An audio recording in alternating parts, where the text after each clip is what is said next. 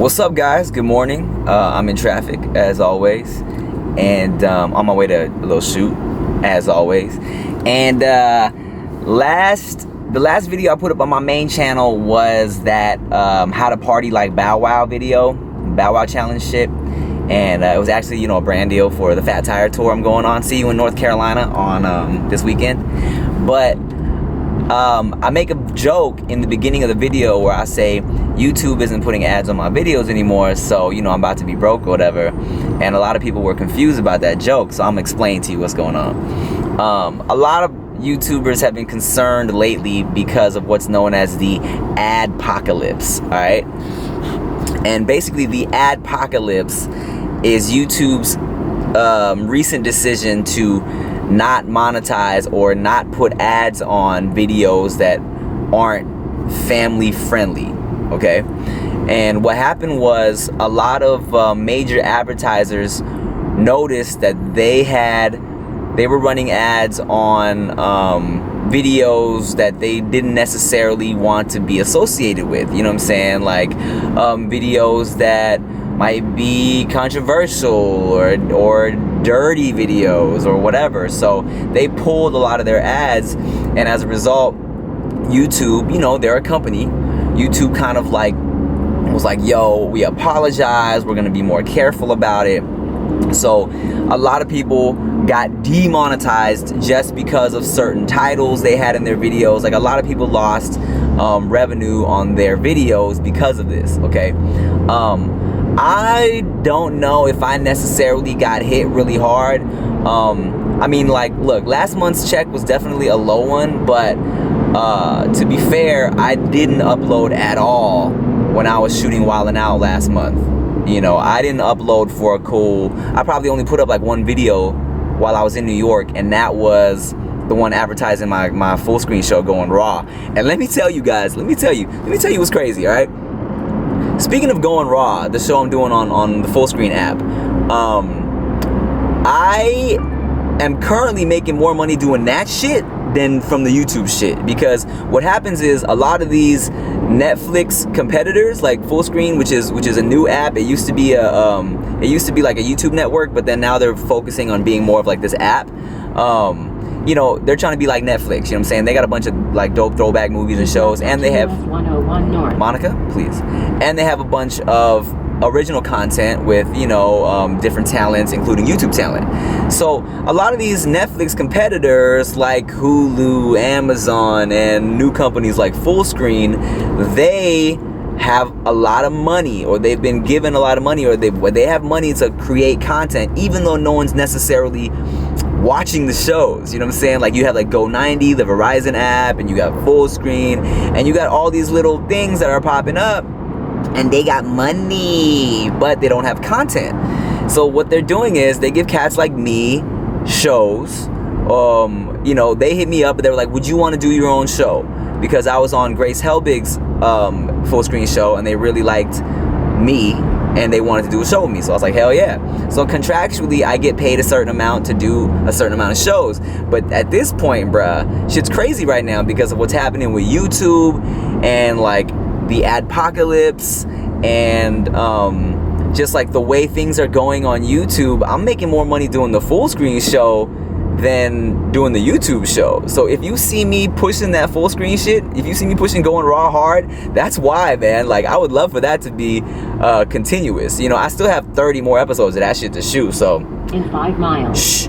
So we good. It's a hilarious show, but I understand why you might not necessarily want to sign up for full screen. Well, here's AT&T customers, you get full screen free for a year. And I also get why a lot of y'all, when you sign up, you get that free month trial. So I get why a lot of y'all might want to wait until I have more episodes lined up, so you can just sign up for a month and then just binge watch that shit. I get you. It's funny though. So yeah, that's why I made that joke saying YouTube's not putting ads on my videos anymore, because I definitely noticed a hit. Like it wasn't like I'm still trying to gauge if last month's check was low because of that, or it was because I didn't really upload. But I mean, both make sense, you know what I'm saying? Like Rick definitely felt it. I know a lot of YouTubers that are legitimately concerned that they can't pay bills anymore because they were hit so hard with the adpocalypse shit. But also, you know, when I was shooting yesterday with the Fine Bros for another YouTubers React, I was talking to Rafi, and he was just saying that more so than anything, like, YouTube is kind of, you know, they took a bunch of ads off to help appease the companies, just to, you know, like by titles, you know, like if anybody had a seemingly dirty title, and then now they're trying to catch up to see what's actually dirty, what's not. He says people are kind of like, yeah, it was low, but then it's kind of like it's equalizing, you know what I'm saying? It's averaging out again. Honestly, I'm not as concerned as a lot of the other YouTubers. You know, as I mentioned in my 2016 Skeet and Tears, the yearly wrap up, you know, last year was the first year in my 10 years in YouTube where I made majority of my money off YouTube. You know what I'm saying? Up until that point, majority of my money was coming from YouTube money. Last year, it was from TV shit, it was from side projects, it was from brand deals. So I'm not necessarily concerned about it. I'm still gonna create content because, you know, my YouTube content is important to me. You feel me? I'm still gonna vlog, even though, like, I don't know, the vlog channel's kind of there right now. You know what I'm saying? I wouldn't say it's dead, because, like, you know, back when it was on average doing its thing, the vlog channel was getting like 100,000 views per vlog, you know? When it was at its most poppiness, it was maybe getting 200, maybe 300,000 if I had a good thumbnail title combination, right? Now the shit kind of averages out to like 50, 60. If it's a Chia one, it might creep up to 70, 80. And then every once in a while, I'll get one that'll be up at like 100,000. And then the Wildin' Out one, the battles from last month, I feel like some like battle forums linked it. So that shit's about to be like 1 million for one of my vlog videos, which is crazy. It's been a minute since one of my vlogs did those type of numbers, but I'm still vlogging. I vlog because I like to vlog. You know what I'm saying? I like having this diary of my life, this video diary, you know. And at the end of every year, when it's like December 31st, I sit back and I watch all my vlogs from the year. It's kind of like a, you know, Timothy De La Ghetto, this is your life type situation. So I'm not tripping. I'm still working. You know what I'm saying? Y'all know me. My goal was not to be YouTube famous. My goal was to be a TV film actor. And that shit's going in the right directions. You know what I'm saying? I'm doing TV things. I'm doing a couple little movie things here and there, and I'm working on some bigger movie shit. I'm not gonna lie, guys. Last year, when I hit my 10 year and I had the roast, I low-key felt like it was like my retirement year. You know what I'm saying? But I still wanted to create content, you know. Like, people would argue, people could say that my main channel is dying because, like, yeah, views are kind of weak. But then, like, if you look at the skits I put out last year, like the Rush Hour one's about to hit 1 mil, the one I did with Inanna hit 1 mil. It's like people like the skits, but people like the skits, but I'm in a weird place right now because, all right, let me give y'all the real talk, okay? When I was for years on YouTube, up until last year, Maker was funding and editing all my skits. Like, I could be like, yo, Maker, I got an idea for a skit. They would get everything together for me. They would send me a crew, and they would have editors for me. That was part of our deal, okay?